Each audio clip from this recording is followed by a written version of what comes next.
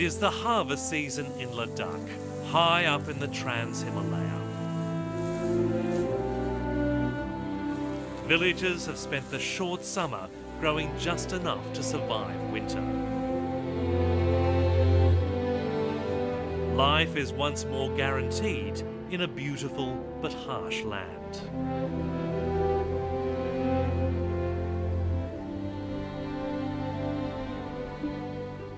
But one inhabitant has been losing the battle for survival.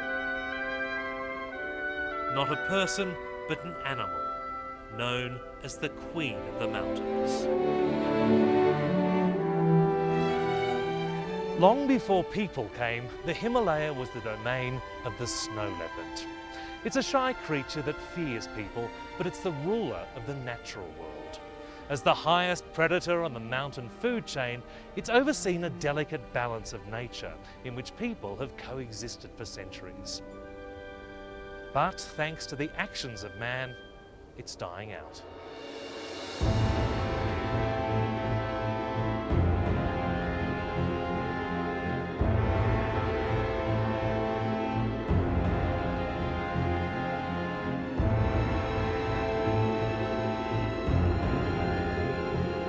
Snow leopards roam across the mountains of 12 countries, from Afghanistan to Mongolia. But these days, the only place you can be sure to see them is in a zoo.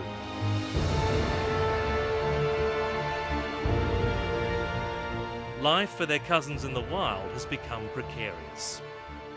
Poachers hunt them for their pelts and for their body parts to use in Chinese medicine. Climate change is destroying their habitat. The number of wild leopards is believed to have dropped to less than 7,000 and may even be as low as 4,000, too few to sustain the species across its vast domain. And those living among the leopards often see them as dangerous pests.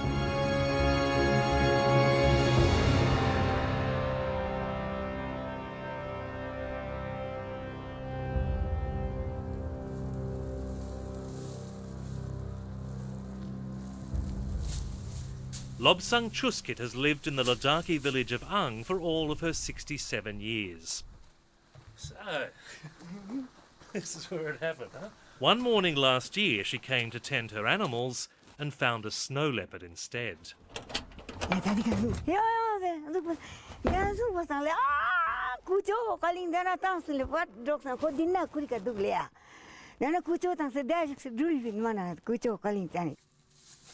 A cub had jumped through an air hole into the livestock pen and killed all her animals.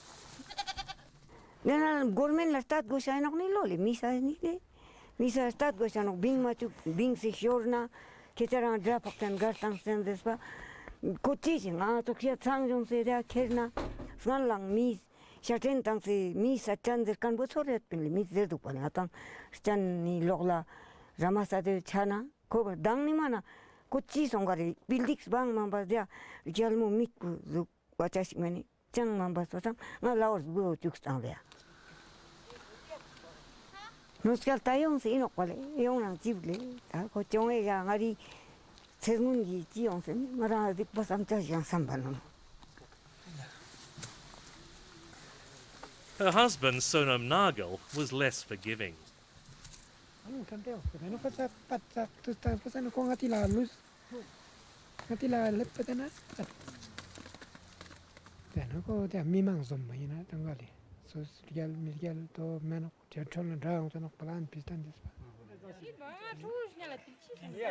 In the end, they decided to spare the cub because it was the start of a Buddhist festival. So they called the Department of Wildlife Protection, which videoed the rescue.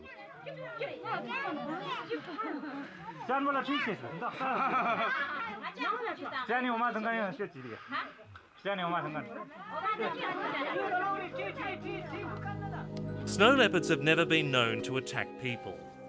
The cub was caught with surprising ease.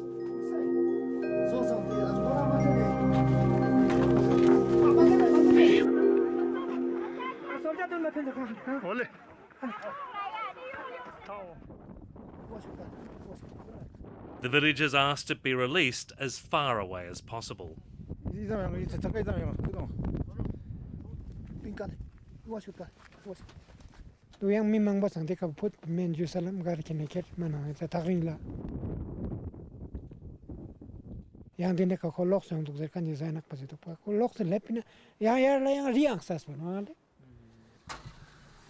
Their fear is understandable. 8 members of their extended family rely on the animals for food and for dung to heat their house. They're all they have.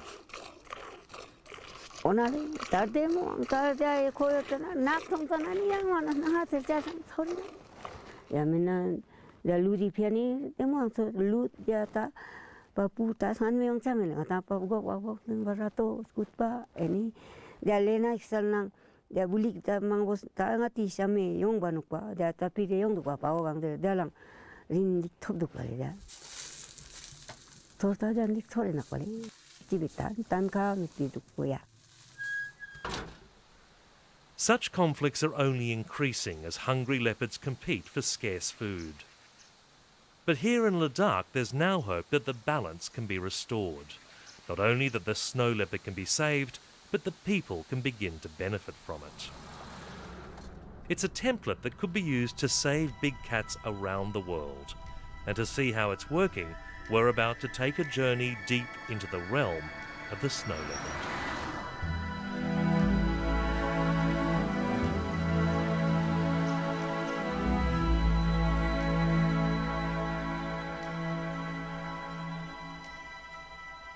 It's only in recent years that roads have been built to Ladakh's remote villages.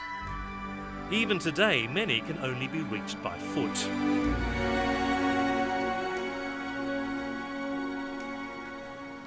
As people have done for centuries, we packed our gear on ponies and headed up the mountain passes. Our destination was the place known as Snow Leopard Heaven, a group of valleys and villages that is now part of the Hemis High Altitude National Park.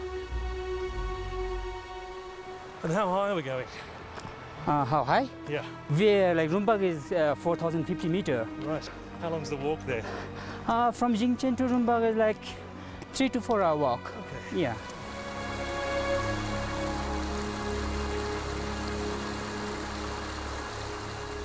Our guide was Jigmet Dardal from the conservation group the Snow Leopard Conservancy.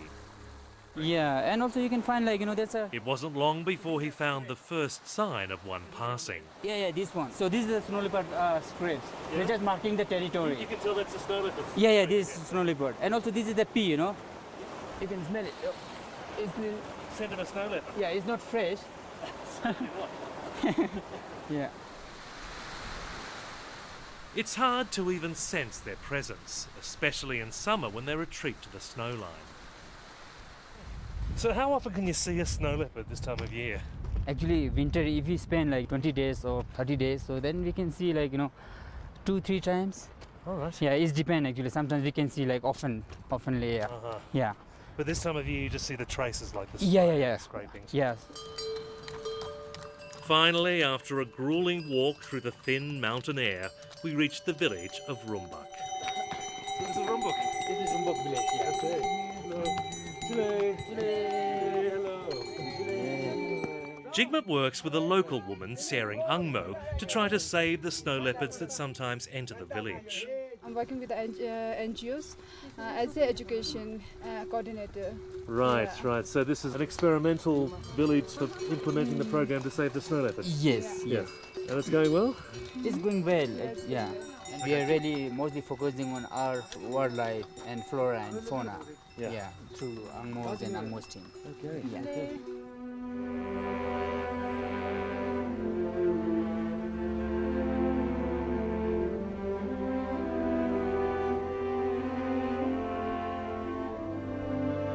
The loss of a single farm animal can be disastrous. This is a barren, high-altitude desert that gets less rain than the Sahara. That's because it's in the greatest rain shadow on Earth, the Himalaya.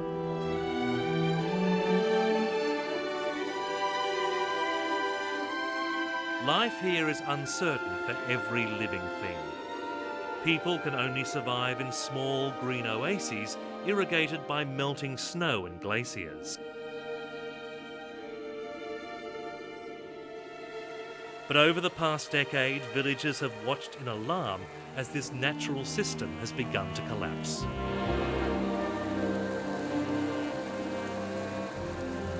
Climate is changing these days because of global warming. All the glaciers are melting and now the only little bit glaciers is left. So people are getting problem with the water also. We are not getting the snow on time, and in winter time also the snow is not falling that much. The conservation project can't change the weather, but it can ease their fears of losing livestock. It helps them replace their traditional open pens, which make their animals easy prey. So Eric, this is a new coral. Yeah. Right. This keeps out the snow leopards. Yeah, there you see, there's a proper wooden poles and there's a proper mesh wire, and also there's a proper door. So this is done by the wildlife department. Right. Yeah. An incredibly simple idea. How come it's never been done before? Yeah, they didn't. Didn't think of it. No, right. They're just complaining and they didn't think about that. you know. Yeah. The bigger challenge is helping them find other income so they don't depend on these animals for survival. For decades, the only way to make extra money was to leave the villages. The menfolk spend most of each year in towns or working as guides, while the women run the farms.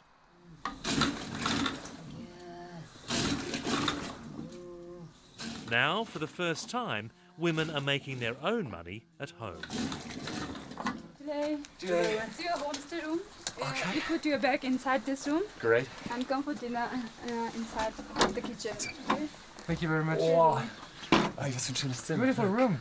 It's very, very beautiful. Thank you. Thanks a lot. They've discovered their simple houses can be just the experience jaded tourists want. In the past few years, homestays have started to vie with organised treks. The Wildlife Service licenses women to offer accommodation and traditional food. It's a turnip. Okay, it's the same. Part of the attraction for visitors is being in the land of snow leopards. It's good for Ladakh and especially for Rwanda. Many tourists are coming especially for snow leopards, so it's good for them also. I think we'll stay for a while. Sering Angmo has seen her neighbours' outlook change since the project began. When I was small, the people are thinking snow leopards are bad for the villagers because snow leopards is killing the lots of domestic sheep and goats. But now people are changing and now people are not thinking we have to kill the snow leopards. Snow leopards is a very endangered species, so we have to protect this. Now people are thinking we have to protect the snow leopards. And the nature of Ladakhi society has made that change easier. The snow leopards here don't know it, but they're fortunate to roam an area that is still devoutly Buddhist. People here share a spirituality that at its best elevates not just man, but every living thing.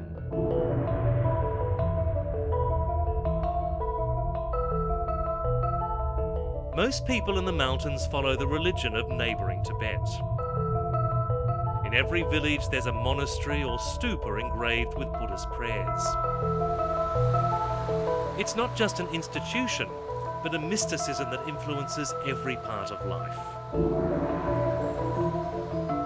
Every time Sering Angmo leaves the village, she prays to a rock that symbolises their relationship with nature. It's our village protector. In Buddhism, we have many goats, ibex and blue sheep and all these things. So we are not killing the wildlife.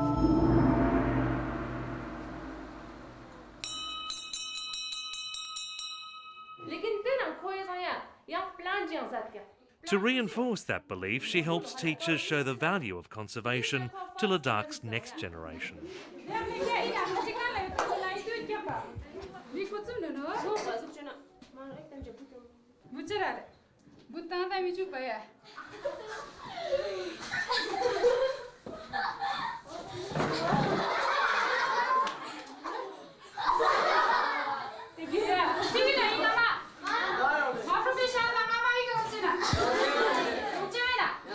It's a feel-good project, but does it actually work? Snow Leopard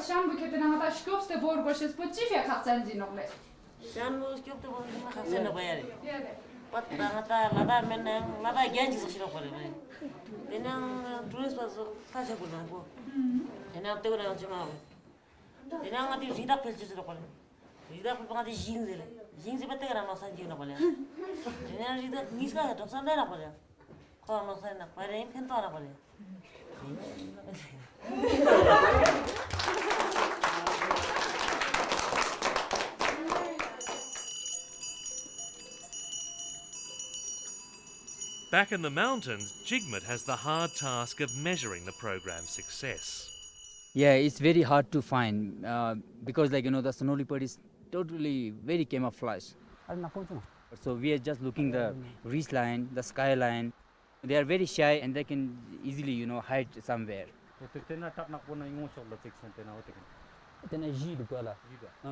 He spends weeks at a time roaming the park with his friend Kenrub Punsog from the Department of Wildlife Protection.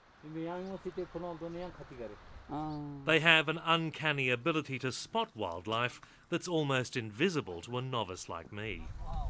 Eric, there's a marmot. There's a marmot? Yeah. Give me a look. It's a big marmot. Just standing on the ridge line. Oh yeah, it's a big one. Oh yeah, it's quite big. Do the snow leopards eat them? Yes. Yes. Yeah? Yes. Very tasty snack. Yes. Animals like marmots and urials live on the highest peaks, spread across a vast area. Snow leopards can only thrive if their prey is plentiful. So the health of the snow leopards shows the state of the entire ecosystem. But it takes almost superhuman perseverance to find and follow them.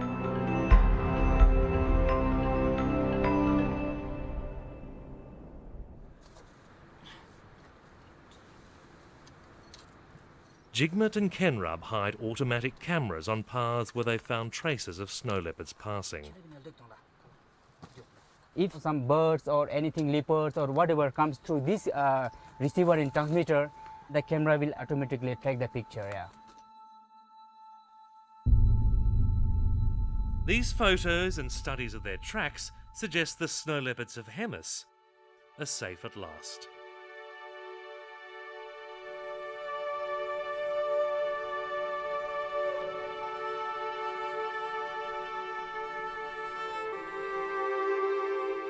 The people in the villages have very much agreed that they will conserve this nature.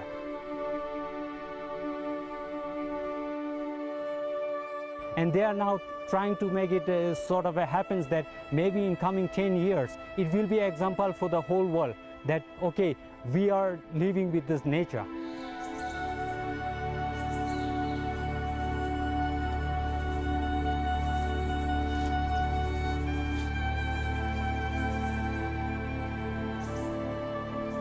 It's only the beginning of a vast program needed to save snow leopards from extinction. Their survival will depend on such measures spreading to countries like China and the former Soviet states of Central Asia, where economic collapse has driven many to poaching.